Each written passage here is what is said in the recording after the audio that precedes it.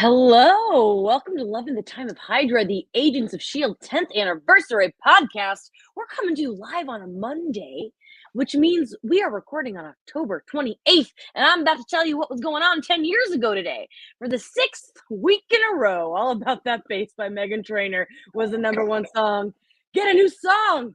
And a brand new movie called John Wick was number one at the domestic box office. The Kansas City Royals defeat the San Francisco Giants in the sixth game of the World Series, tying it up 3-3. We had some celebrity birthdays. They're not related to Marvel, but you know them from lots of things. Julia Roberts turned 47. Gwendolyn Christie turned 36. Julia Roberts was 47. Gwendolyn Christie was 36. Matt Smith turned 32. Joaquin Phoenix turned 40. And Frank Ocean turned 27. Happy birthday to those people. But the most important thing that happened on October 28th, 10 years ago, was Agents of S.H.I.E.L.D. Season 2 episode, A Fractured House, aired on ABC at 8 Central.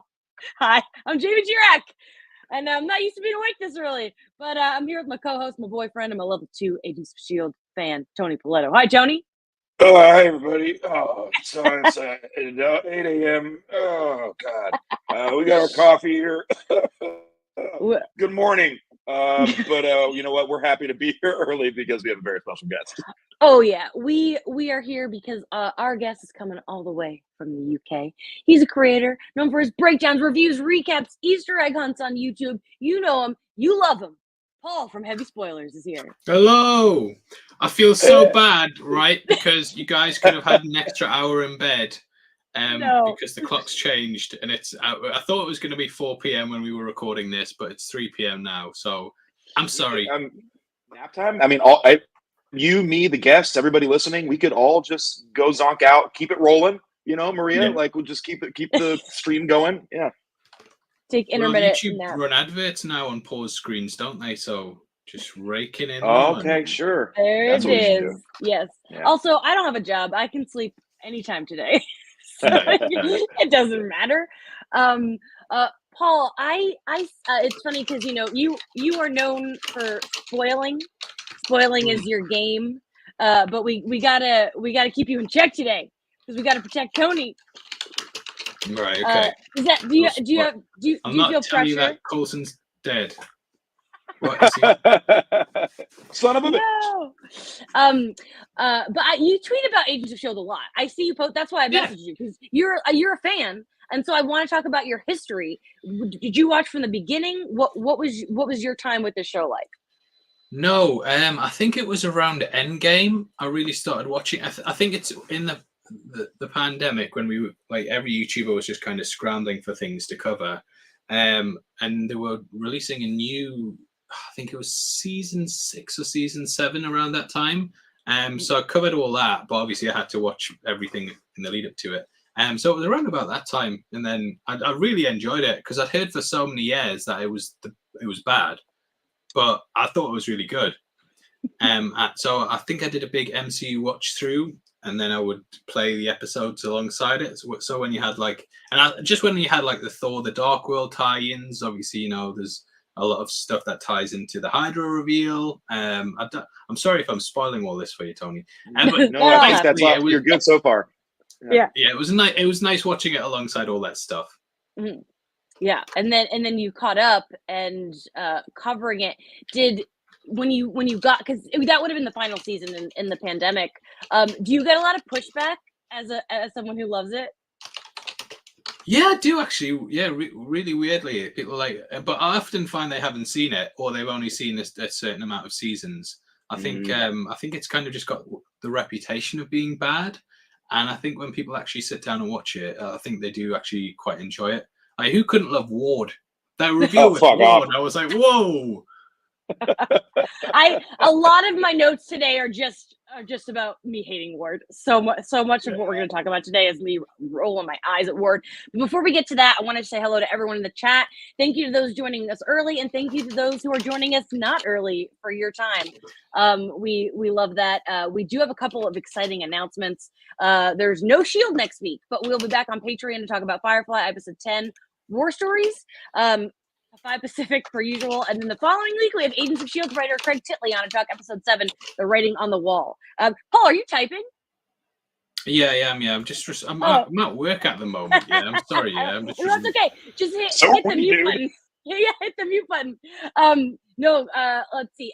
Tony, tell the chat the rules. Give them those reminders. Yeah, guys. So we were just saying to Paul, if you want to talk about anything beyond this episode regarding Agents of Shield, just write spoiler alert in there, and that protects people like me who are seeing the show for the first time. Hopefully, they're out there. Don't want to spoil the show for level 1 and level 2 agents like myself. So this episode, Fractured House, episode 6 of the season, was written by Ralph Judkins and Lauren LaFranc, who previously wrote 2 of my favorite episodes of season 1, The Hub and Tracks. And of course, Lauren LaFranc is currently crushing it as the showrunner of The Penguin. Paula, how are you feeling about The Penguin? I'm absolutely loving it. I think it's brilliant. I've seen episode 7 now as of recording. And yeah, it's really, really good. I can't spoil too much, but I was like, whoa. Yeah, really good. I like that. I feel that's generous. I'm loving it as well. I took a picture of Sophia to the salon, got my hair cut like her. I'm so festive. So in this episode, our 7 main cast members are back. We've got multiple recurring guest stars back. We've also got Tim DeKay as Christian Ward, a new Ward up in here. Falk Henschel as Marcus Scarlatti, Brian T as Toshiro Mori, Brian Van Holt as the stranger in the tattoo shop, Melanie Cruz as Agent Walters, and Michael Enright as Julian Beckers. There's a lot of people in this episode. Paul, what are your just kind of initial thoughts? Like, what would you feel rewatching this? How do you feel about this episode specifically? I really liked it. It's kind of weird going back to it because I don't remember any of the context around it, and I was kind of like remembering things. And it's weird because I don't really have many memories of the earlier. I remember season 1 quite well, and then there's like a gap in between where I'm trying to struggle to remember a lot of things about it. But it was nice being back. Like the whole thing with Fitz and why him and Gemma had fallen out. I was like, I've got no idea what's going on here, but I sort of remember it. You just know you're feeling something. You're just sad. Well, I know what happens to Fitz at some point, but I couldn't remember if it was before this or after it. And it was kind of like, I won't say in case it spoils it, but yeah, it was one of those things. He does have the brain injury from the bottom of the ocean. Right. That's where we're at. Tony, what did you feel about this episode? Yeah, so fun times at Marvel. Old Fitzy with his brain damage. No, I like this one. It really felt like a season 1 episode in the way that I don't mean that negative or positively. It was a very kind of a solid baseline espionage action thing. It had a very simple premise. It did the thing that I always like for it to do, where it's going to drop a twist on you in the middle. I think this episode might have been like, ooh, twist, a little too hard about it, but it was a fun ride. I like the plot of the episode. I enjoyed the ride. I'm really into the relationship dynamics in this episode, like the Bobby and Hunter stuff, the Fitzsimmons stuff. But this is also like a little overstuffed. Like there's like confusing things happening. Like there's double crosses. There's these plans that are being made. There was a moment in the episode where I'm like, wait, who is Julian Beckers again? Like I've seen this literally 10 times, and I'm in the middle of watching it now, and I'm confused. But so it's for me an okay episode. Well, the Julian Beckers thing, they kind of don't do themselves much of a service. Like you're introduced to Julian Beckers on a news broadcast, and it has his name at the bottom. And I was able to remember him, but like, it's not like we had an introduction to that character. He just seemed, the way they set him up, he's just like a talking head pundit on a program. So you don't necessarily clock him or know he's going to be significant. Yeah. All right. Diving into it. We've got the opening at the UN. Talbot is up in there, and then fake shield attacks. It's Hydra coming in strong. Paul, you say the UN. You say the UN. I mean, I've seen the UN in movies and stuff, and it just looked like a table. Yeah, it just looked like I don't know if many UN meetings happen like that. You know, I'm going like Wakanda Forever. They have their big UN meeting where they march in, and it's a big room, big circular set. So it was the UN. Well, yes, because I wrote in my notes, question mark, and then later May says the UN was attacked. So I had the same thought. I was like, okay. Oh no, I know it. I know it was the UN in the show. I'm just like, is it the UN though? Yeah. It's a pretty pitiful assembly. Yeah, network TV UN. But the weapons are cool. That Hydra's devised. Like I feel like all the budget went into that. That's why they have such a teeny little UN. Yeah. I always feel bad when weapons kind of completely vaporize someone. It's like, I don't know why. I mean, they're still dead. You know, in the first Spider-Man movie, when Green Goblin throws that pumpkin bomb and it just completely turns the boardroom into skeletons and they just kind of fall apart and die. Though they're dead either way, I always feel that's more like you went too far there. You could have just shot them and killed them. I know he'd be dead either way, but yeah. And there's that woman who dies at the end who gets one stuck in her who kind of. Oh, that was sad. They really went still talking. Right. Speaking of Spider-Man, that was like felt like Spider-Man getting dusted in Infinity War. That had that kind of energy. It does have the dusting energy. I think it's still not as bad as when a couple weeks ago, Donnie Gill, aka Blizzard, aka Ice Boy, turned a guy to ice and then just broke him. Like that'd be a rough way to go. Pretty rude. Yeah, not very nice. Okay, so then we get to Gemma and Skye are watching Ward, and I think this is so funny. He gets up at 5:30 on the dot every morning, no light, no clock, and he works out. And I just like everything about him just makes me roll my eyes. Yeah, I don't know why they need that in. Yeah. Why that detail? I think they're still trying to make Ward a thirst trap, and I'm sorry, I don't think there's any coming back from what he's become. But I also do think I saw him doing the handstand push-ups. I was like, all right, I'm impressed, whatever. But I know if I were in solitary confinement, I don't think I would work out. Like I always like the idea of it, of just being like, yeah, like I'll just refine myself because that's the only thing I can control. But I probably would just lay in my bed and cry. That'd be the most I could manage. Paul, what about you? Would you be working out? Yeah, I mean, there's nothing else to do, really, is there? He's got no privacy. I think he's sort of trying to win Skye back because he even does the old cliche, "I've lied to everyone, I never lied to you," sort of thing. Yeah. Gross. He's icky. If you want to see the old workout trope in action, go watch the new Wallace and Gromit when it comes out because I have some good things about that. Yes. So this May comes in. Hydra's attack. They're looking for revenge because we had spies in their house. And then we have a little cat mug bit, which I really appreciate, just as we're a cat house, cat people over here. Paul, who do you think brought the cat mug from home? I think it was Gemma, I think she does kind of seem like a cat person. I don't know if Chloe Bennett would have one. She seems kind of like too busy.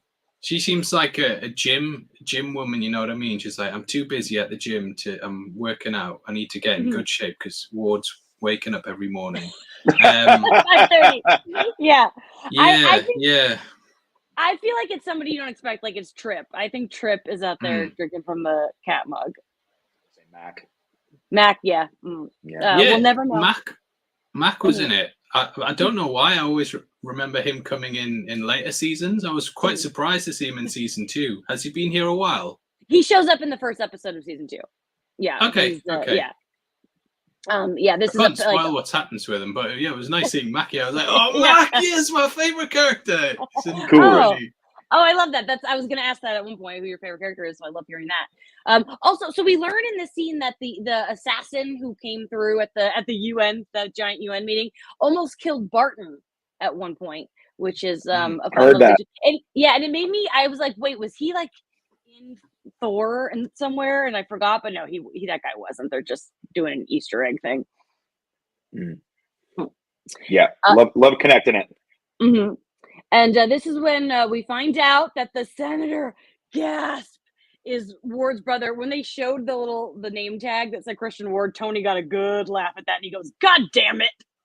I don't want more Wards, you guys. Like I've heard enough about the mean one at the well and and I just I'm like, I don't.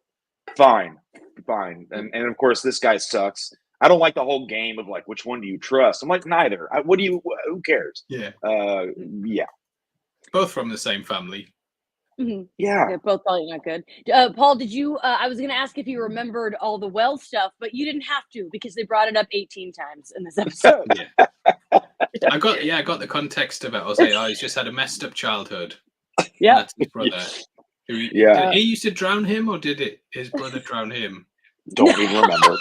I love that he Yeah. drowned him. He drowned him all the time. No, he would, according to Ward Prime, I'll call him, Big Ward used to bully him into bullying Small Ward, the littlest Ward, who we have yet to see, and maybe we never will. Who knows? I certainly don't. Am I spoiling it by saying has Bill Paxton been in it yet? Yeah. He's dead and gone. You are not Yeah, spoiling. Oh, what? Yeah. Oh no. I know. All right, okay. In real life as well, though. Sad. Yeah, we didn't mean it like that. I'm so sorry. Yeah, what the hell? Oh no, I He's hate like one of my myself for favorite that. actors. But yeah, I couldn't remember if he had been in it because I know they did a lot of stuff about his childhood tied in with him. Mhm. So yeah. Yeah, Okay, I'm kind of placing it. It's weird watching these just picking out a Randomly. random episode and being like season 2, episode 6. Let's watch it. It's funny when like having people who worked on the show, like when we had Clark Gregg and stuff, because it's like for them it's really been 10 years. Like they don't know shit. They weren't rewatching this like we are. Yeah. And so you're not alone there. We have a little team of May, Bobby, and Hunter heading to Japan, and I just really like all the Bobby and Hunter stuff in this episode, because like you look good, and I like the way he says cheers. Heard you've been telling people I'm a hell beast. I just think they're cute. But the big moment in this scene is when Bobby asked May if she's ever been married. Tony, did we know that at this point? Did we know? No, May I wrote it. I said May marry ? Exclamation point. But it's a very slight nod, and that's a yes. So I want to know more about that. Yeah. So Paul, to refresh you, Bobby, this is only Bobby's 3rd episode. Hunter's been around the whole season. Are you fans of this duo? Yeah, I was. Yeah, I did. They were characters I completely forgot were in the show, and then I remembered her because I feel like I'm spoiling it, but is she Mockingbird? Yeah, and that's yeah. Why they had we a knew whole that. issue. Yeah, yeah. So they had a whole You're issue doing really good with so far. Yeah.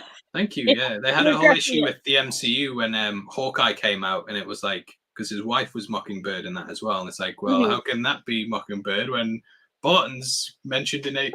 But anyway, a whole other thing. Yeah, I do, because she was also cast as Wonder Woman at one point, wasn't she? Yeah. And I actually remember that more than I remembered Agents of S.H.I.E.L.D. But yeah, I do quite like the couple. Yeah.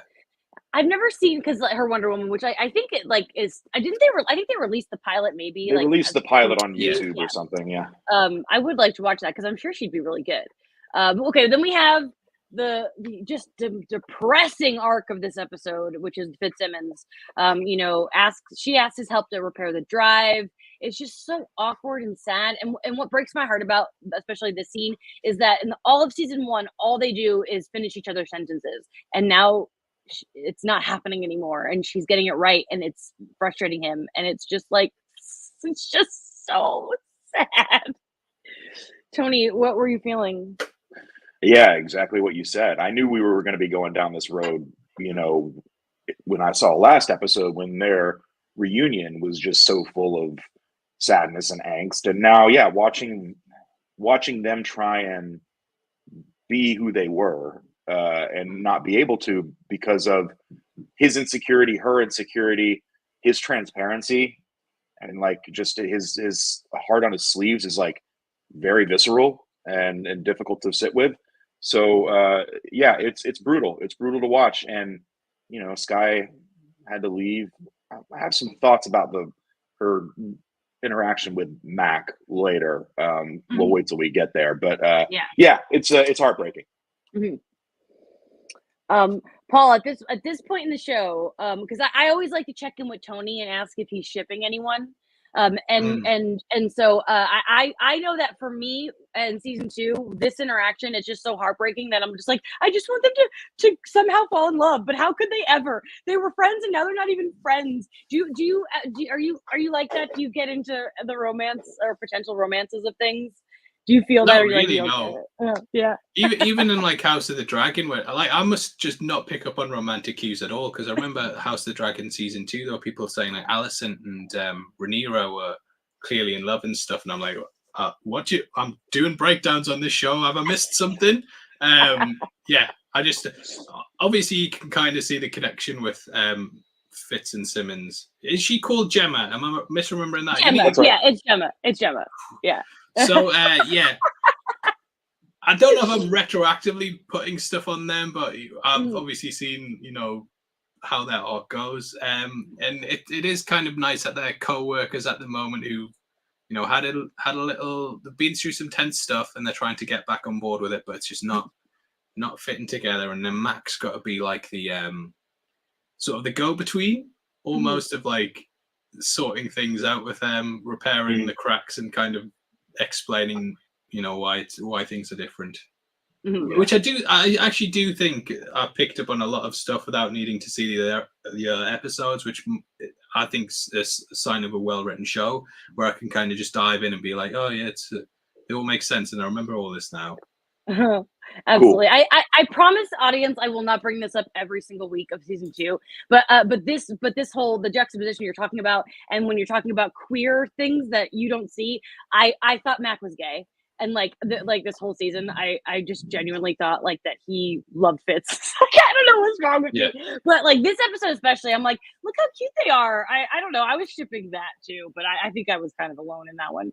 But I also like the juxtaposition that's going on between Fitzsimmons and Hunter and Bobby, like two separate duos that are reconnecting in very different ways. And to me, that's kind of what makes this episode interesting.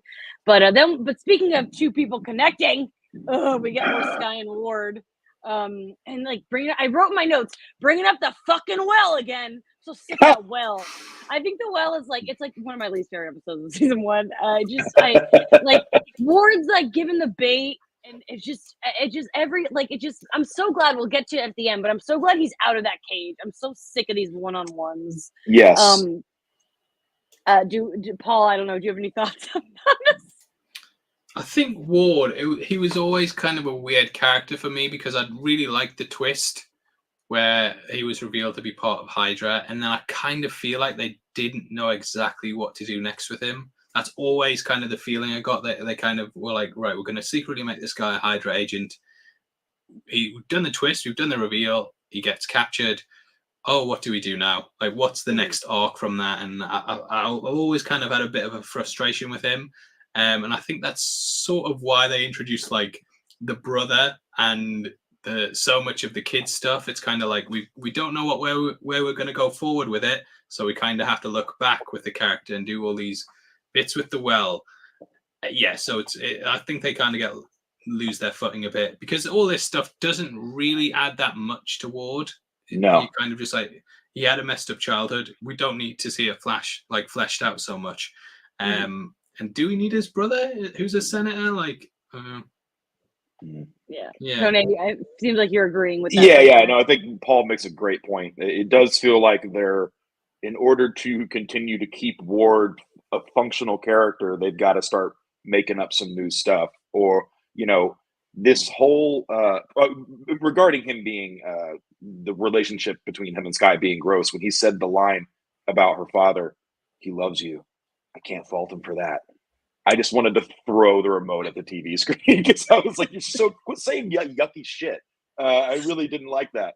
But like yes, I do think that they're like making him like leaning into the duplicity of him is not as interesting as what they were doing, which is just having him sit in a room and beat and tell the truth. Because I like as gross and repellent as he was, the idea of the double crosser, now proving to just be 100% honest, never going to get a chance again, but like literally a truth device.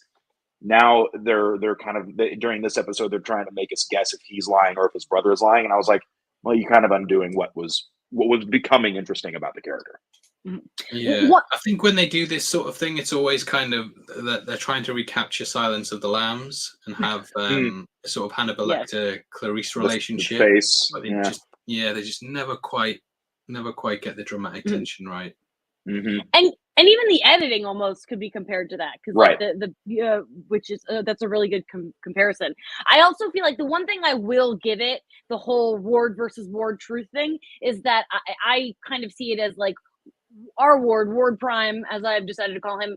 I think that whether I don't think he's lying. I think that he believes what he's saying, whether or not that's the truth. And we'll talk about this later. But Coulson did call him a deluded son of a bitch for a reason. like the guy really sees things the way he wants to see them. Clearly, he said he told Coulson he thought they were making progress. Like, what the fuck are you talking about? Woo! Oh, yeah, but we will get to that because we're in Japan. Hopefully Tony and I will be in Japan in April. Awesome. We'll see. Yeah, we want Star Wars Celebration going down in April. Oops, lost my camera. So Bobby's trying this old cover, and this is kind of cute. We hear the line, "Don't die out there," all right? That's it's said again later in the episode, kind of a cute little thing that we should bookmark. She speaks Japanese. She kisses this guy, like, okay. But I like that it doesn't really bother Hunter. Like, May tries to poke the bear a little bit, but I do think that Hunter is like secure enough that his ex-wife is making out with somebody. That's the least of his worries. Secure enough is the exact right way to put it. Mm-hmm. Yes. And then I love when May says to Hunter, "You know I don't like you, right?" Good line. Yeah. We need to keep this conversation going. Yes, but the cover's blown. Oh no. Let's see. May steps in. Hunter saves Bobby.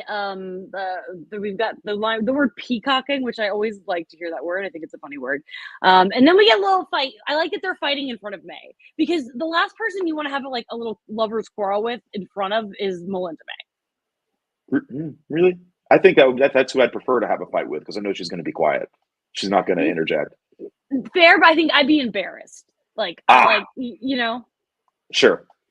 You want her to think you're cool.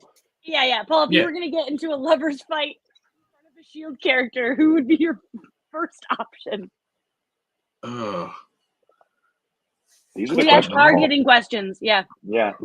Fitz, maybe, because he looks like he's dealing with his own stuff, and I think it would make me feel better by the end of it, being like, oh, well, at least it's not that bad. It might make him feel better too. It might be like, I'm not the only one having a hard time. Yeah. Like Gemma as well. She has like a crazy arc in this episode, because she's sort of like really upset about Fitz and like really struggling and kind of like crying and stuff, and then she just sees Ward and is like, if I ever see you again, I'll kill you. And then goes back to like moping around and crying. But like, I feel like she's just taken all that, tension off her shoulders there. It's like, what are you saying? You're not like this, Gemma. You don't say stuff like this. Yeah.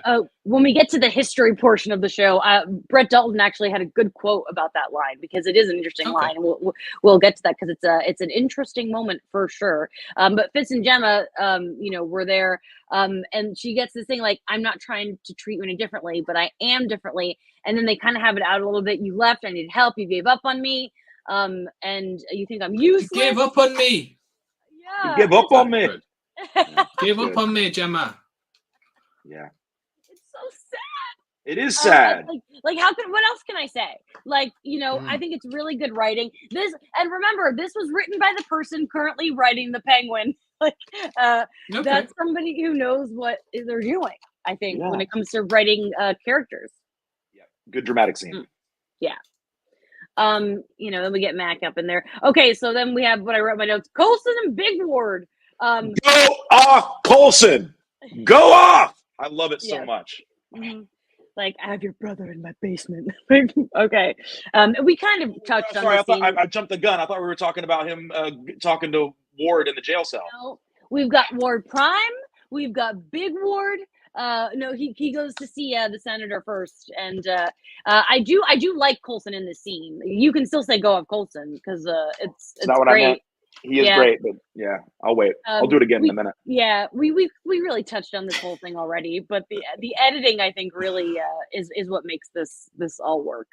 And meanwhile, Ward the Prime tells Sky like that her dad like killed Hydra agents, and we learned that Sky's mom is dead. We learned that like he cracked. Honestly, like I'm just so interested to see more Kyle MacLachlan. So we have met Kyle MacLachlan. We know he's Sky's dad, but Sky has yet to meet him. Okay. So yeah. And I just, but as far as the scene goes, I just wrote my notes. This man is delusional, which is before I remembered that Coulson indeed called him that. Yeah. But I just, it's this whole scene is just like, I just can't imagine. Like it gives me the ick because I know there are men like this. There are men that like, you know. I saw a tweet yesterday. Paul knows. Paul has to be on Twitter all day, just like me. That like, and it was like, I need help. A woman on Instagram, a young woman on Instagram manipulated me into having an affair, and now I need help getting my wife back. And it's like, first of all, maybe own up to your mistakes, bro. That's really funny. Yeah, he was the victim. He fucked this girl.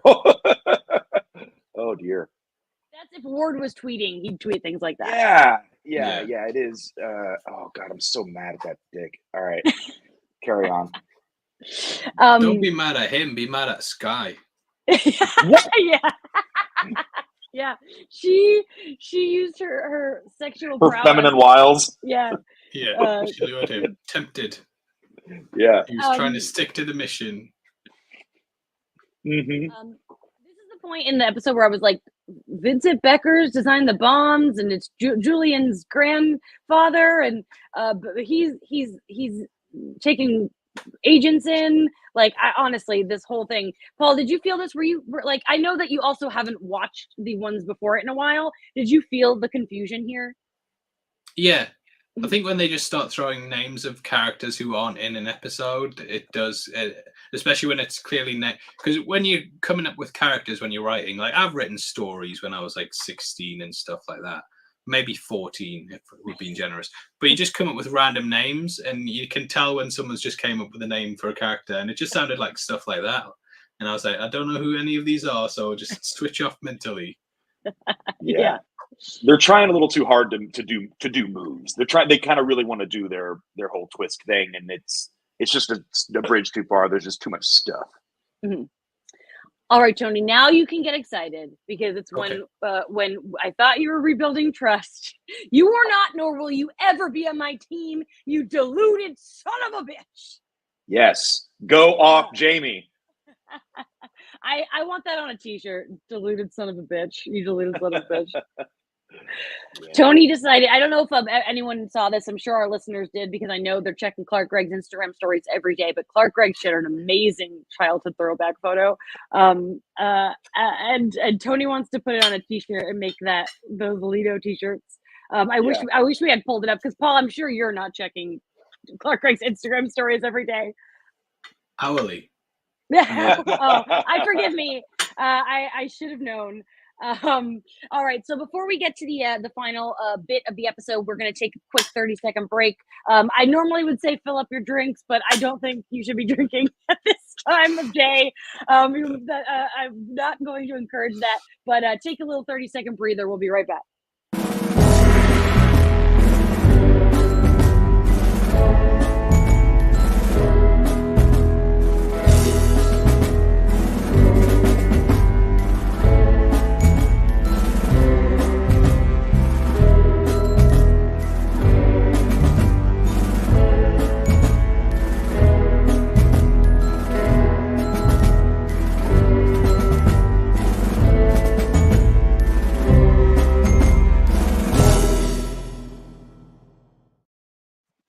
Welcome back to Love Yes! Hydra.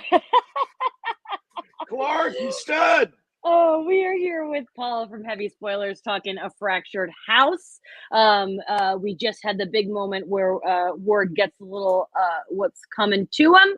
But over in the Netherlands, that's where they are, right? The Netherlands, Yes. I'm pretty sure. They've been set up. There's a showdown. Turns out old Julian Beckers, that guy who we understood his place in this film, it was set up. He's actually working around Hydra. This agent safe house is not a safe house at all. It's an unsafe house. I know. Oh, who could have saw this coming? I put in my notes, good headbutt from Lady. Does anyone remember what that means? I don't remember a lady headbutt, but I'm glad you liked it, Jamie. Paul, can you decipher my notes? What am I talking about?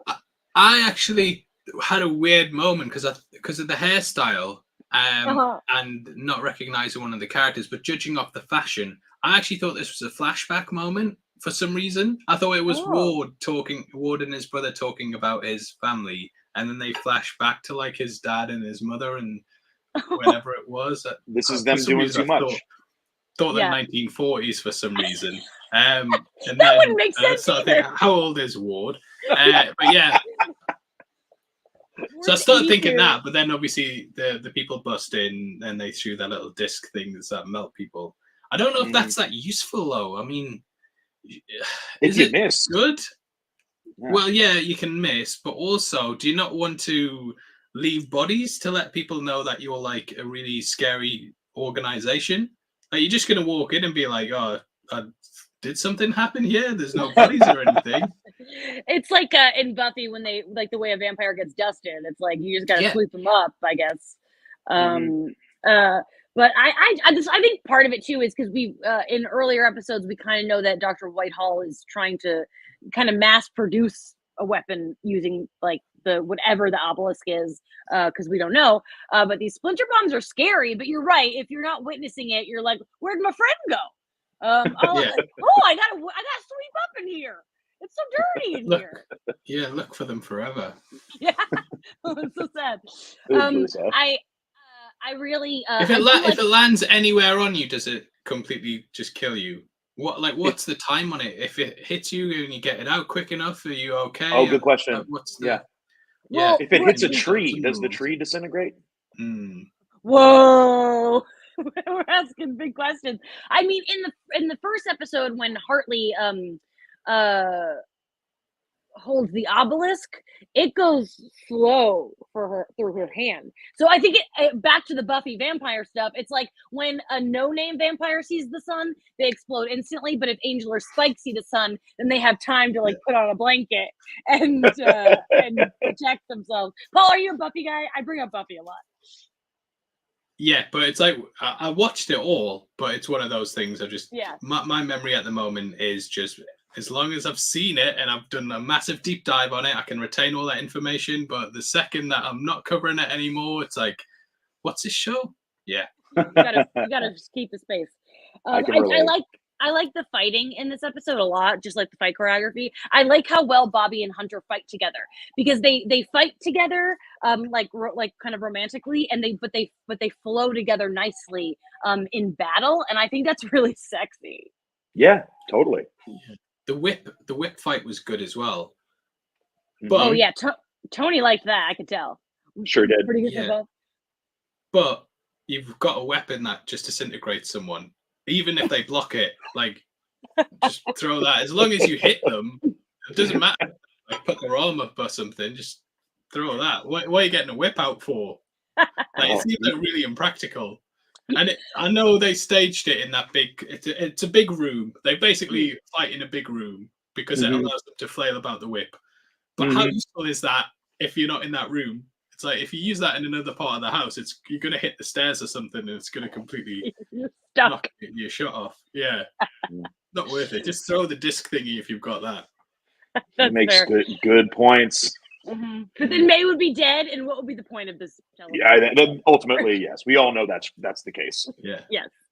And then okay, Ward's gone. Goodbye. I literally wrote in my notes, close the file on Ward. Tony, would this be the last we see of Grant Ward?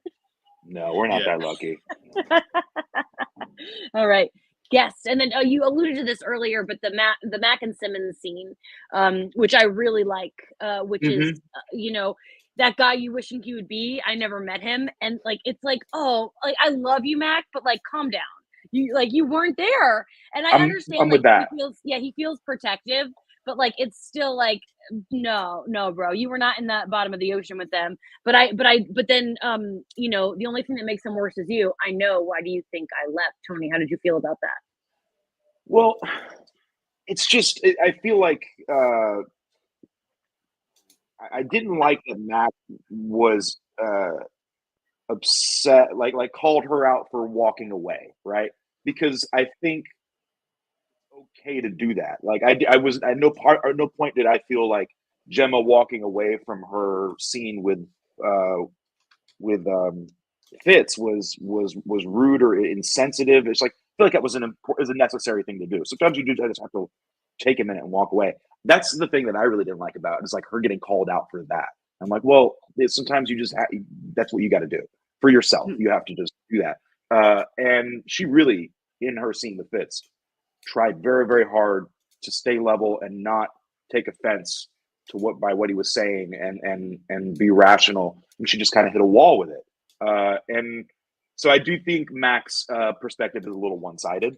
I think he's a very lovely and conscientious guy. Like he's showed so much patience and respect to Fitz, but also treating him like a person. So I'm down with having him as an emotional mediator for this show. But I was like not totally on board with what he was saying to her. Paul, do you have any piggyback thoughts on that? Yeah, it's weird seeing Mac in this kind of role because obviously I know what he grows to eventually, and just seeing him as kind of like a sort of best friend of the pair who's kind of like trying to sort the relationship out. I'm like, you could be doing a bit more with this character. He's quite a big built dude. He's very muscly. He's built for action roles. And I'm like, oh, it's weird seeing Mac back in this kind of go-between role. Mm-hmm. Yeah, it's but like he's just so sweet. I just want to give him a hug. As Defrosted Robot 77 says in the comments, it's a complex situation. No real easy answers here. And you know what? True. That brings me back to the writing on the Penguin. Like this is someone who knows how to write. Because like who am I rooting for in the Penguin? I can't decide because like they're making me love Sophia so much, and it's I think it's the same kind of thing with Fitz and Simmons. It's like it just sucks. Sometimes people grow apart and bad things happen. And speaking of bad things, Ward, he has that walk of shame. I love the walk of shame. And as Paul brings up earlier, if I ever see you again, I'll kill you. I also really like that when Talbot and May shake hands. I like when Talbot is like a reasonable person. Paul, are you a Talbot fan? Yeah, I do like Talbot. No, Yeah. I do. I really like Talbot. He was another character I was actually surprised to see this early on because in my head I've got him like, oh, he appears much later in the series, but it was nice seeing him here. And he's kind of like he hates Shield, but then he's sort of like, those son of a bitches, they saved my life, and you can see him starting to come around to the idea that they might not be all bad. So yeah, I do. I really like Talbot as well. It takes I tell you what, it takes as a man who's my facial hair is quite poor, it's quite weak. It takes a certain kind of man to pull off a mustache. And it's not easy. It's not easy, guys. Full body mustache. Any men watching this will know what I mean. And you've got to have the right kind of face to pull one off. But he does a fantastic job. Yeah, I agree. I always say watching this. When I turned 30, a few years back, it was like something clicked in my brain and I instantly started being attracted to mustaches. Like it was nice. So weird. Like I never was. And then I turned 30 and Jeff Ward, who Tony will not know for many years, that same summer he got a mustache and it was like my brain got rewired. So I do love a mustache, and Talbot is the best of that. And this is where I can go off on this for a long time, but I won't. He's the best of the mustache. It is a good mustache. It's good. It's really good. Oh, what's the guy from Malcolm P.I. called again? Tom Selleck. He's the king of mustaches. Yeah. 100%. Yeah. Wow. It's early in the morning, but woohoo! This part annoys me, where Coulson's like, "Don't give him an inch," and then in instantly he escapes. Like it's like the thing, like, how come you're only transporting Michael Myers on Halloween? Like, it's that kind of shit where it's like, I don't know, like, they should have had him in better handcuffs, or like in like Hannibal Lecter. They should have Hannibal Lectered him.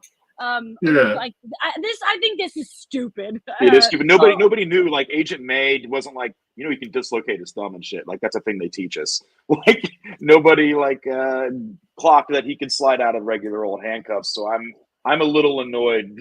I was watching it happen. I was like, is that it? That's how he's gonna get out of there? Pop the doop. Yeah. Yeah.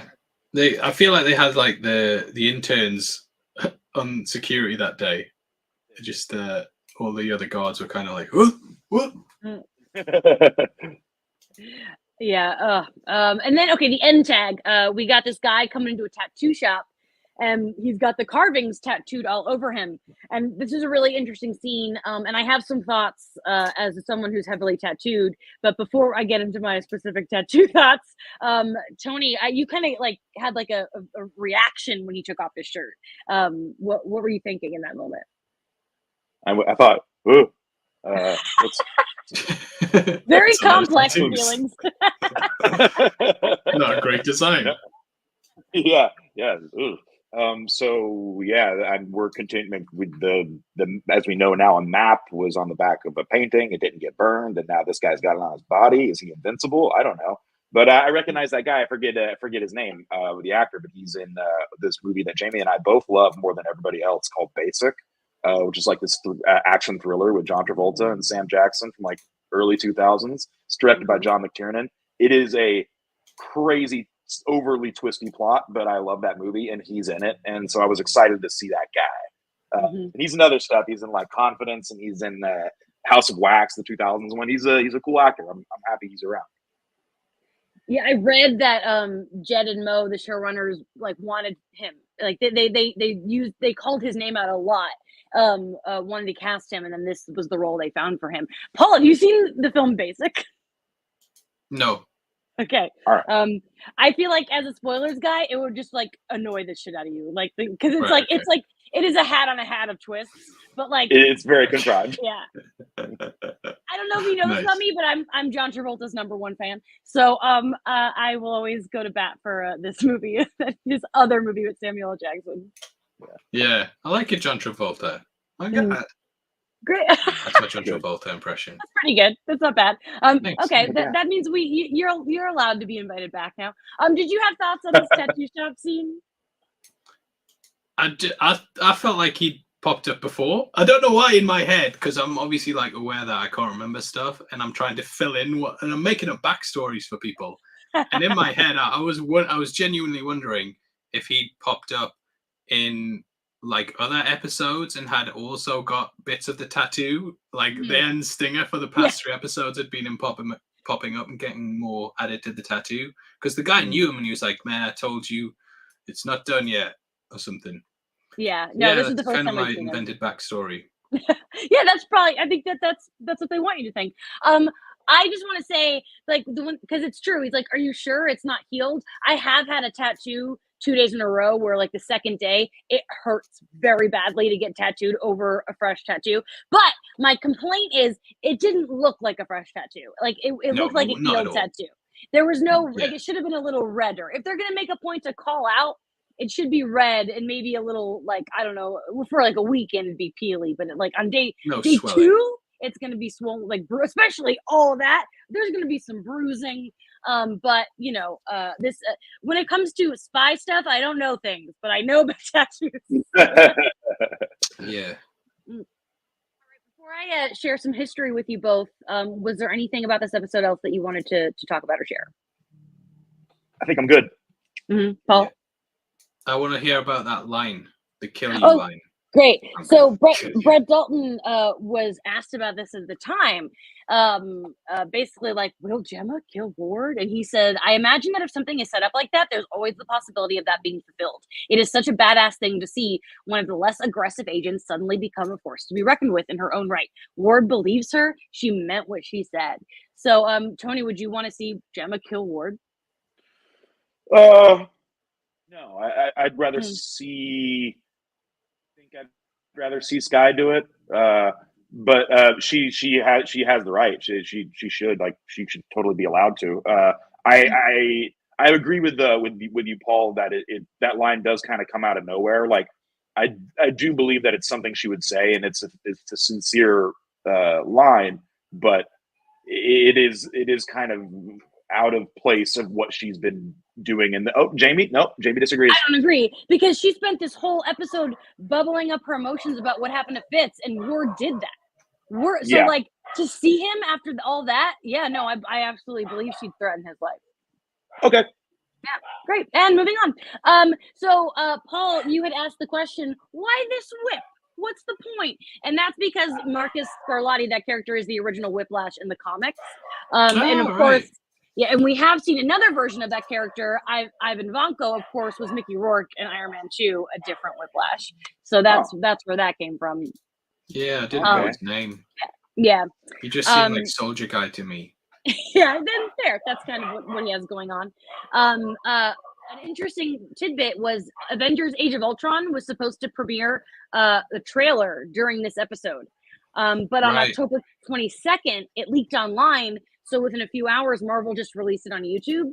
But in a response, as like a sorry, ABC, they instead aired unreleased footage from the movie during the episode. Nice. Yeah. Nice. Which I thought was a cool thing. I'm so excited for the 10th anniversary of Age of Ultron. That's one of my favorite movies. I love the movie so much. When is that? Yeah, because it's in May. It's coming in May. Right. Yeah, that's my shit right there. Also, when there's a moment where Hunter says that there's like a brewery around the corner. It's actually in Bruges, is where they are. I forgot. That there actually like is a local brewery with that name. So if he's telling the truth about it being around the corner, it like that means we know that Safe House is located in the center of Bruges, close to the River Ree. I think is how you say it. So I thought that was an interesting little thing. Okay, so as we wind down. We have a special new segment today, a one-time only segment. Tony and I were at a wedding in Chicago last weekend, and they had a poet there who wrote poetry about you. And so Tony gave them a prompt. Tony, explain what the prompt was and what your poem came out to be. Yeah. So it was a very lovely wedding, and they had these two ladies down. It's like this old historic house, and there were two ladies down in the cellar that had was a cool little hangout area, and they had little typewriters. And if you gave them prompts, they would write poems. And so I thought, why don't I ask for a tribute poem, some words of encouragement for Phil Coulson? So I said, hey, could you? I wrote in the prompt. I would like a poem about Phil. It's something he's got a new job and he's really struggling. He's having a hard time focusing. And if you guys could maybe make something for him, I think you'd really like it. And they did. And I haven't heard it yet. This is my first time hearing the poem. I love that. Yeah, it's this beautiful little type here, signed. All right. So let's hear it. This it is. Here we go. There's no title. I'll just read it. When the shadows dark come across your path and rocky ground trips you fallen flat, the sun and stars still own the sky, though still it's dark, the light does try. It counts on you to get back up, to take the step, to get unstuck. The lights unseen still shine a light. The path here soon will become bright. Deep in the woods you may forget that all your friends have lanterns lit. And as you find your feet again, the light peeks through. You found your friends. For even when you feel alone, when all you can think to do is groan, the path is waiting for you to walk. You can do this, Phil. Don't balk. Wow, that was lovely. I like that. There's a Sky reference in there. Kind of, right? Yeah. And I also the line about the woods is actually Maria, bookmark that, so in 5 episodes we can talk about how that's going to be relevant. When you were reading it, I thought that it sounded like the Green Lanterns pledge thing. Oh, it does have Green that Lanterns vibe, doesn't it? But then you mentioned the lantern, and I was like, whoa, maybe it is. Yeah. Weird. Anyway, we should auction this off when our podcast gets more popular. Yeah, $5 starting bid. Yeah. I do like, because Tony didn't make any mention to Marvel or anything in his prompt. So it was fun. That was really Anna writes the poem for me, and she reads it to me, and I was like, thank you so much. He's gonna love that. Yeah. I had to go all in on that. All right. Before we kick Tony out and have a real quick chat about spoilers, Paul, for those who might also be leaving, do you have plug your channel, plug your business, tell people where they can find you? Heavy Spoilers. Yeah, just look up Heavy Spoilers and click all the videos, get them on your homepage, and then once I'm there, you're stuck. You're stuck with me. No matter how much you hit don't recommend channel, it's too late. I'm in your head. I can't recommend Heavy Spoilers enough. It's a go-to. Oh, when I on our other podcast that shall not be named anymore because it was killed, Paul was on there, and always a pleasure to chat with you, bud. No, thank you. Tony, who do you want to thank? Oh, I'd like to say our thank yous to Stephanie at Eclectic Muses for doing our artwork, and thank you for Ryan Mira of Yellow Pills at Yellow Pills Music on Instagram for doing our music.